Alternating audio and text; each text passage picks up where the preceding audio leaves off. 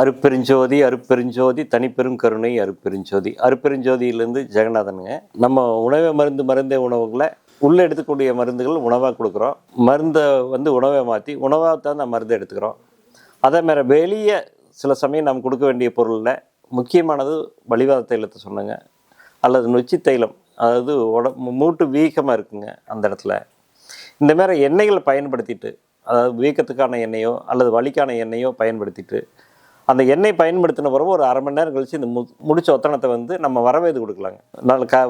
ஒரு மண் சட்டி பானை தீயில வச்சு சூடு பண்ணிவிட்டு எடுத்து ஒரு 10 நிமிஷம் தொடர்ந்து கொடுத்தோம்னா எவ்வளோ வீக்கம் இருந்தாலும் சரிங்க, எவ்வளோ வலி இருந்தாலுமே படிப்படியாக குறைய ஆரம்பிச்சிடும். பெரிய செலவில்லாத சிம்பிளான செலவில் உடம்பை வைத்தியம் மூலிமா சரி பண்ணிக்கலாங்க. மூலிகை வைத்தியம் மூலிமா. இந்த மூலிகை வைத்தியத்தில் மிகப்பெரிய ஒரு பலன் கிடைக்கக்கூடிய ஒரு மூலிகைகளை தான் மட்டும் இந்த முடிச்சில் போட்டுக்கிறோம். இந்த முடிச்சுக்குள்ளே இருக்கிற மூலிகைகள் என்ன பண்ணுன்னா அந்த உள்ளே இருக்கிற மசில்ஸை பலப்படுத்தக்கூடியதாக இருக்குதுங்க, வலி குறைக்கக்கூடியதாக இருக்குதுங்க.